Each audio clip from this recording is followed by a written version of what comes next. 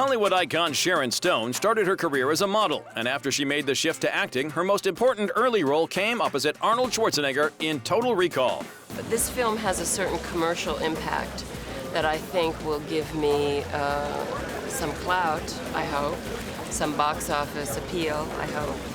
But I don't think any film is the most important unless it has some tremendous social impact. And this is a fun movie. Stone and director Paul Verhoeven enjoyed such a unique spark, they got back together in 1992 for her next big box office smash, Basic Instinct. Our relationship is so weird. It's just so weird. We fight and scream and yell and laugh. There's just this great kind of weird passion to our communication it's very inspiring. And there's a real magic to it that I think happens for us when we work together. By working and by pushing and not really fighting, but really trying very hard, by repeating and repeating scenes, I got something out of her that she was probably amazed about herself, you know. Matching the success of Basic Instinct proved to be a tough task, and Sharon's next movies like the thriller Sliver, the action flick The Specialist, and the western The Quick and the Dead received poor reviews.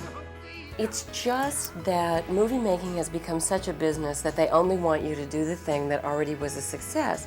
For me, this is an insult to the public. It's as though the public has no capacity to grow or imagine, no pleasure in something new. I can't do that. I can't be Clint Eastwood, for God's sake.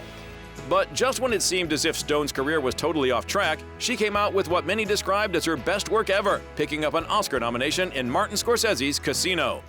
I was so lucky as an actor to have that experience, and I couldn't get enough of working with him. I followed him around, as he says, like a terrier on his pant leg. I just wanted to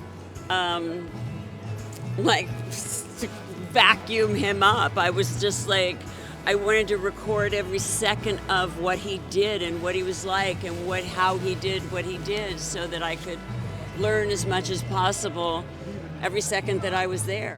After taking a break from Hollywood to deal with health issues and raise her children, once her kids were teens, Stone began a career renaissance. Though showbiz had changed, as she learned on Ryan Murphy's Netflix series Ratched.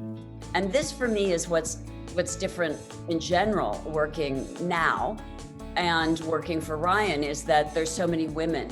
And you know, when I worked in film, I worked with men all the time. So that there's a different kind of power energy that's happening there when you're working with these big, tough guys. And then you get to work with women who are much more delicately layered in their expression of their emotion. Now totally at ease with herself and her work, Sharon can take more risks in her roles, like playing a villain in the action movie Nobody 2.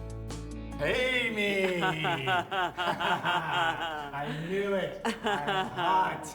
You see? It doesn't really matter what, if anything, Sharon Stone does next, as this Hollywood icon has enjoyed nothing short of a glittering career. Of course, there are highlights in my career, great ones, and ones that become the glory that we can remember. But to pretend that every career isn't without giant disasters and horrific moments would be completely false. And it is a lot of these giant disasters that lead us to make the most wonderful things that we make.